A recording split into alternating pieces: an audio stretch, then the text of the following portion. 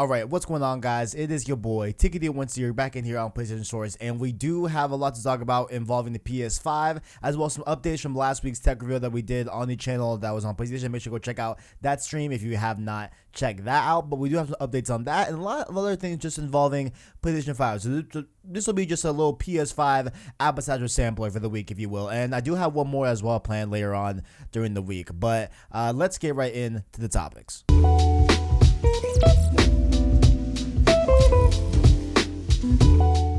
Starting off here, of course, last week's big PS5 tech reveal was focused on, of course, the PS5's SSD, as well as 3D audio and all that good stuff as well. Make sure to go check out that content last week that we did on the channel. Make sure to go check out that stuff if you are not caught up to speed yet. But if you want a quick way to catch up, you know, on the PlayStation blog, they did post immediately after the live stream a pretty much narrative version of what they announced involving the PS5 on the blog. So there's that if you want to read that. But what is news today is that they did update this over the weekend, detailing a little bit more about their comments on backwards compatibility, because if you guys have not been aware, after the stream there was a lot of people really, you know, up in arms in a way, and really just like, wait, hold on, like this is not what, you know, was really said originally. I wish I could find the Wired article. Like, I mean, I know the Wired.com interviews are up, but I don't see where we got the narrative of like every PS4 game was going to work with PS5. Like, I know that, you know, that's what everyone assumed, and like even I thought as well that, you know, every PS4 game was going to be easily just playable on PS5, but now we know that that's not necessarily the case, as during the conference, Mark Cerny said that they were working on the top 100 PS4 games that were most played, and they got most of them to work on PS5. So that's where they were at, you know, during the live stream. But they did update the article for the PlayStation blog in the effort to relay a little bit more information in terms of backwards compatibility on PS5. So we have a little bit here to read. So they say here, quote, "A quick update on backwards compatibility. With all the amazing PS4 games in the catalog, we've devoted significant efforts to enable our fans to play their favorites on PS5. We believe that the overwhelming majority of the 4,000 PS4 titles will be playable on PlayStation 5. We are expecting backward compatible titles will run at a boosted frequency on PS5 so that they can benefit from higher or more stable frame rates and potentially higher resolutions. We're currently evaluating games on a title by title basis to spot any issues that need adjustment from the original software developers."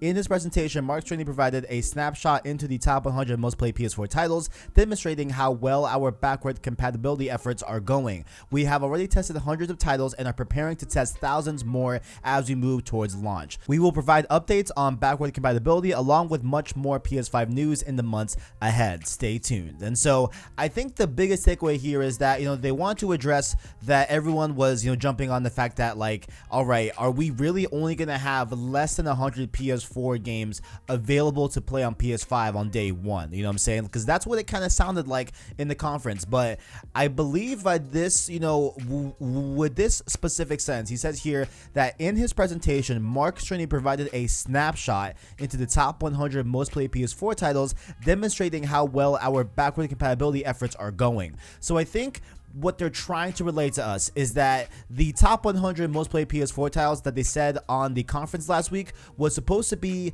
a way of demonstrating their efforts and like a snapshot into the full scope of backwards compatibility, and not showing that full scope quite yet. So I think that's what they are intending to have us take out from this blog update, is that you know, hey guys, like the top 100 thing was merely just a example to show you all that you know, we are making strides towards backwards compatibility, and it's going from what they say well. And so I don't know, like, I guess that is a silver lining here. I still think it's odd that they're having issues running PS4 games on PS5. Again, just to, you know, be upfront, I am no software architect. I am no developer, right? I have no idea. You know, I've made one game in college. That's it, right? So like, and I didn't really even make it. I really just did marketing for it and did media stuff for that, you know, particular game. It's not like you know, I was in the depths of, you know, game maker coding and stuff like that. So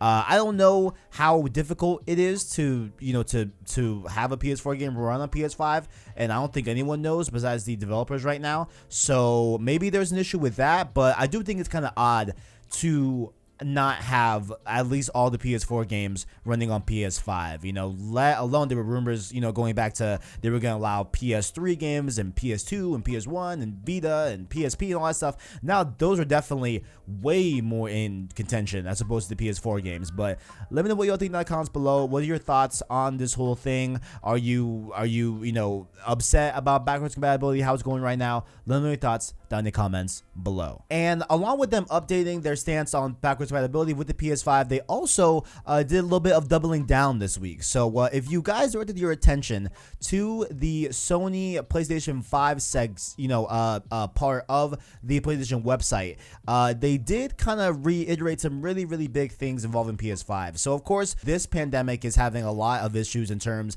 of release dates of certain things. So in terms of things shooting on time and things releasing on time, it's all in contention right now. Like it's all up in the air currently at this point. And so one of those things that I would have bet money on was that the PS5 is not coming out this year, right? And I still feel that way, even though we have this news of them kind of reiterating and doubling down their release date, where they did update the page and say PS5 is coming, and reiterates their long said release date, which is holiday 2020 for the PlayStation 5. And they also include some briefing that was on the PlayStation blog as well about what they announced last week, including a super fast SSD to make games faster and stuff like that, as well as 3D audio. And they did have this little bit to say here. They said, quote, "With these capabilities, PlayStation 5 will allow developers to maximize their creativity, building expansive worlds and new play experiences in the games they design." And so of course there is a form to fill out if you want to follow up on the latest whenever they announce the PS5 release date, PS5 games, PS5 price, all the good stuff as well. You can sign up for that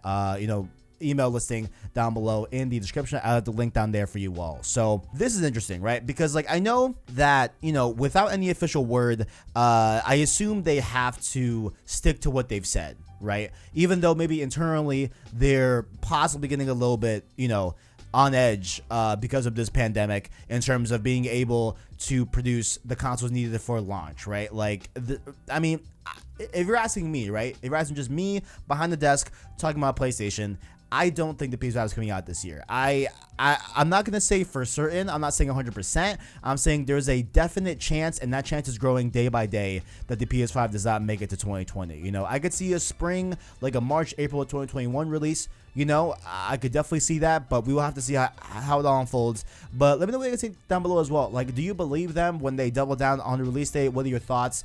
Do you think that we will actually see the PS5 in 2020? Let me know your thoughts down in the comments below. And last thing here I wanted to touch base on this week involving PS5, at least for this video, because I got one more I think out this week as well.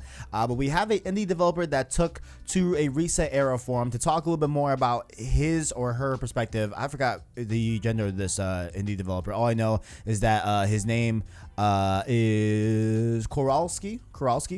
But he is a indie developer and stuff like that, and he had a lot of statements to say about PS5 and all the news that we got last week involving the tech behind PS5. So he says here that, quote, "Personally, I am more excited for PS5 because of the SSD speeds and VR opportunities. From my point of view, the capable developers this gen are making very special magic with the 5400 RPM restriction of today. I can go into technical details, but it will be a long and boring wall of text. This doesn't mean that Sony are behind the schedule. Maybe they just have a different approach. Maybe they have more surprises that they want to keep a secret. If you give detailed information to a vast amount of small developers, there is a better chance for leaks. I'm expecting a new golden era from a game design perspective, even in AAA form." So, he was talking about, and there was also some thoughts that he touched on involving how is Sony, kind of holding back a lot because it seems like Microsoft has released a lot more info on, Series X as opposed to PS5. So that was him reiterating that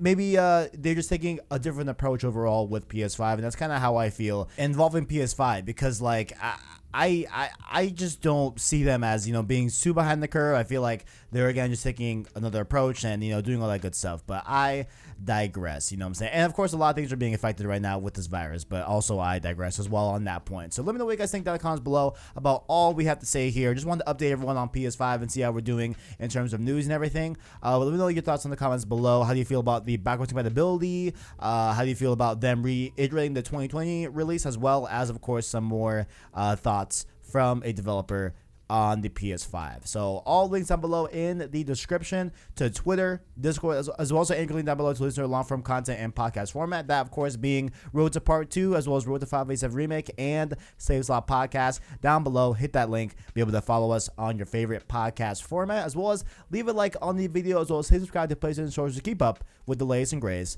in PlayStation. Thank you for watching, and as always, greatness awaits.